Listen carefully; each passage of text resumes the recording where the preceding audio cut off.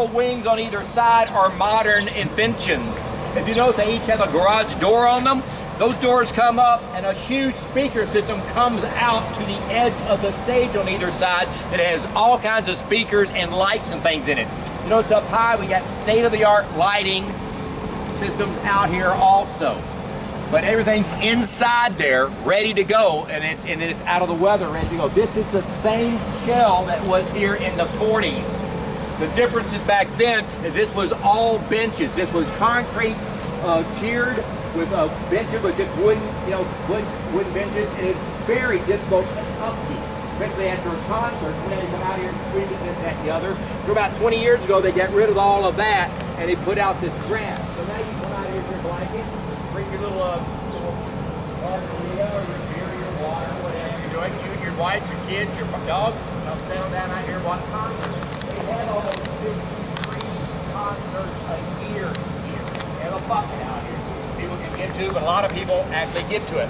You'll see May down in the concrete. You see a lot of places where people buy a brick and see what they want to do. And of course you can see an underground area where they go up and they put the sound booth right there. Then they got handicapped up high now. Instead of being down low, there's a couple down low, but they had a real nice handicap area up high, which is a lot cooler. It is hot here right now, but I promise you, around 5 o'clock this afternoon, because of these trees and these canopies, this becomes 15 degrees cooler than everywhere else, and there's always a nice breeze here. Elvis in 1954 performed here. They didn't know what to make of it. Not a big deal. John Cash, he was John then, not Johnny yet. I'm sure they told you the story about how, Elvis, when he was now going to be on Ed Sullivan's show, he had nothing to wear. And he went to Bernard Lansky, which is the building you're going to be in this afternoon, where I'm going to drop y'all off on a little while. Now it's a Hard Rock Cafe, but that was Bernard Lansky's building where he sold clothing out of it. He sold clothing to all the R&B groups, and all those crazy and the things. And Elvis wanted to dress like those wild guys, oranges and purples and yellows. Because what was so great, Pat Boone was the first rock and roller in a way, but he dressed like nice and normal. He didn't scare anybody's daughter. Or anybody's daddy's daughter, we should say, Elvis scared the hell out of most dads in America. They didn't want that guy dating their daughter. Elvis knew what he was doing, didn't he? It worked out real well. But he went to Mr. Bernard that week that he was on the Ed Sullivan show and said, I don't have anything to wear, but I don't have any money either. Can you help me out here? He said, son, I'm going to give it to you. And he basically gave him what he wore on the Ed Sullivan show with a caveat, send your friends around. Well, later on, he did just that. He sent many people, and I have a lot of clothing from Lansky Brothers over the years. My dad had about 6 sport coats that look like they're velour of different colors, and I still have them and still wear them often. I had a pink vest suit when I was 17 that I might be able to get one leg in now, but I had the 14-inch bell bottoms, the 2-inch cuff. It was pink and purple, and if I had that now, it'd probably be worth $1,000 now because it was original Lansky stuff. But this one guy walks in one day, and his name is John. Elvis has sent him over, and he needed some outfits. He didn't have any money either. Well, Lansky's seen this a couple of times. But he takes him back to the discount rack and buys him a black shirt, and black pants, black boots, black coat. And John Cash walked out the door and soon became Johnny Cash, the man in black.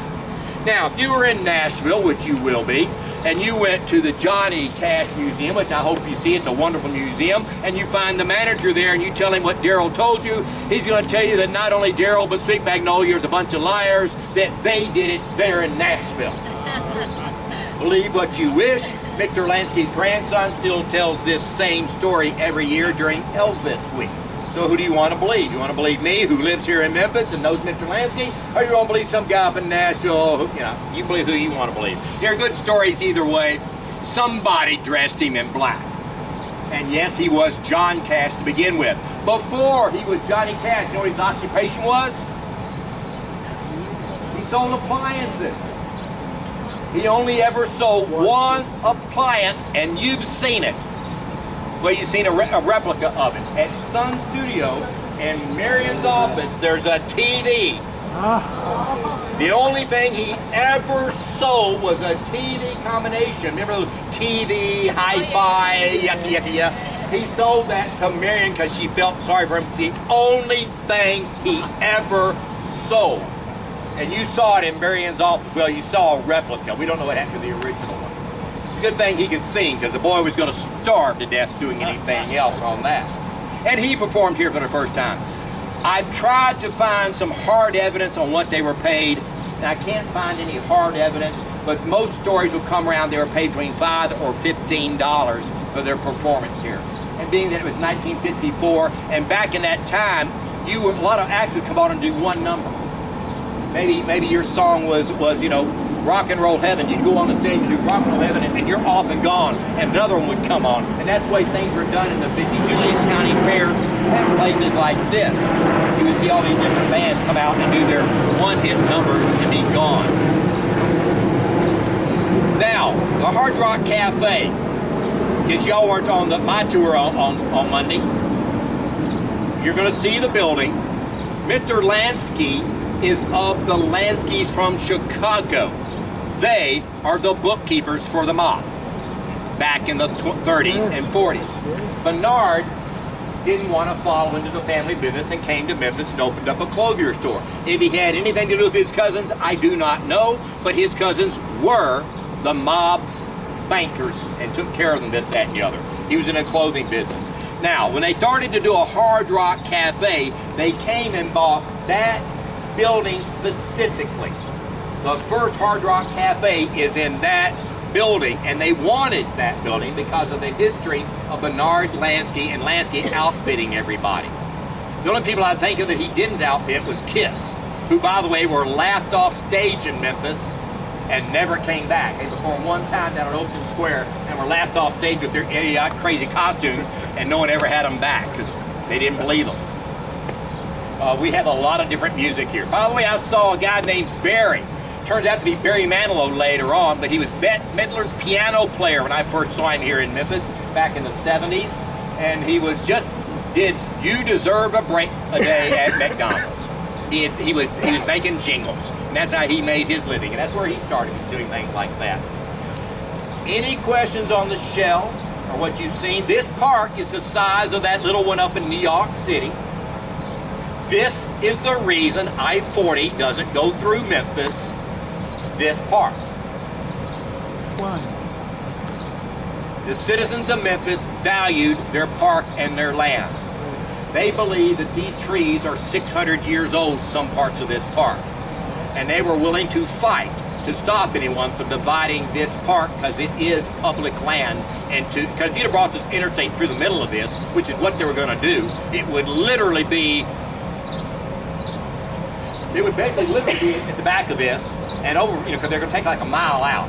They couldn't deviate the I-40? Good idea. Well, when they first started fighting this and went to court, a Judge Nixon was hearing the case. He sat there and went, all right, you don't want to go through the park. Give me an alternate. He gave him a nice alternate. We're going to go around the north side of the park, Your Honor. We're going to come down and we're going to go around the north side. Well, there's a beautiful couple of universities over there. It's Rhodes College now. At the time it was Southwestern of Memphis, a big college over that way. Well, Judge Nixon's house would have been in that area too, so no. Come up another way. Oh, what?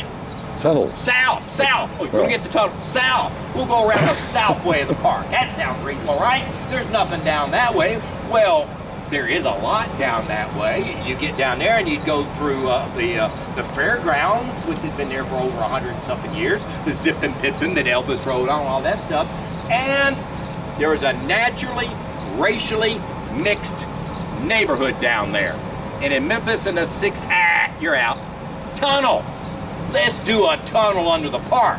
That only costs $1 gazillion, except you got to dig up the trees to go under the park. How about a bridge? How about that? Want to do a bridge? Yeah, we'll do like an L. We'll do a bridge all over the park.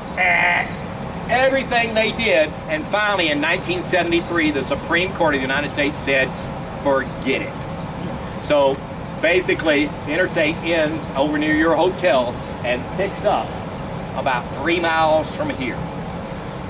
Unbelievable, unbelievable. That's the way politics is in the South. Lafayette's music room.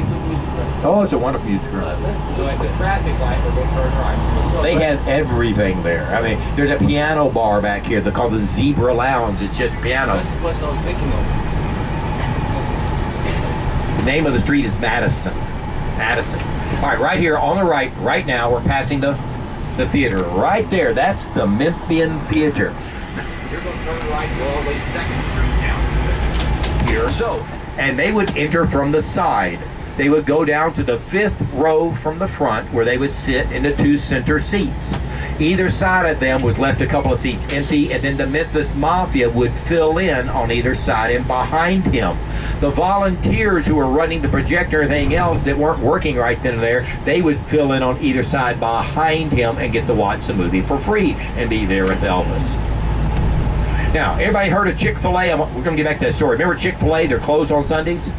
Chick-fil-A, the restaurant. Look on the right-hand side now. You'll see a Chick-fil-A, and look at the facade. That was a Methodist church that tried to sell the building and no one would buy it, and Chick-fil-A bought it and said, we're going to keep your church facade here for the history. What a nice... If he did not like the movie, there was a flashlight hanging on a seat in front of him. He'd take the flashlight down, shine it at the screen, shine it in the projection booth. They would stop the movie. Of course, back then it was filmed, so they'd had to unload the cameras and reload the next one. He did one time go through to the 3rd movie. Now, when it's over, it's very similar to a wedding. It's over with. Everybody moves it to one side out of the way of Elvis. He and his date or whoever would get ready to leave. Now, the people that are working would, before the movie is over, quickly go to the lobby and be out there. Elvis would go out to the lobby where he would thank everyone who worked there for him, whether they were selling popcorn, which of course he bought all. You know, everything was free because Elvis was there. And the popcorn, the projector, the manager, the people who are going to clean up after they leave, he would personally thank them all. And then some of his guests, if he had invited guests come with him other than just the mafia, they would come out next and shake Elvis's hand. Then Elvis would go out and get his limousine and off he would go. The main gates at Graceland, Elvis never used those. Those were only for show and for VIPs and things like that. Back in the day, there were real curbs out there, and in the side of the curbs were red lights. If Elvis was in town, the red lights were on. So that's how the locals knew he was there. I grew up 2 blocks from there. I had to drive by his house to go to school, I had to drive by his house to go to church, I had to drive by his house to go to the mall. It was not common to see Elvis, but it wasn't totally unusual to see Elvis driving around town. He would normally be on a motorcycle or an old beat-up Chevrolet truck with a baseball hat down around his eyes. Look off on the right-hand side, you're going to see the Sears building we talked about again here as we go through the traffic light. On the right-hand side, you'll see the big Sears building down there now called the Crosstown Concourse, building I spoke to you of earlier that they turned into a huge apartment complex that was something the city wanted to throw away.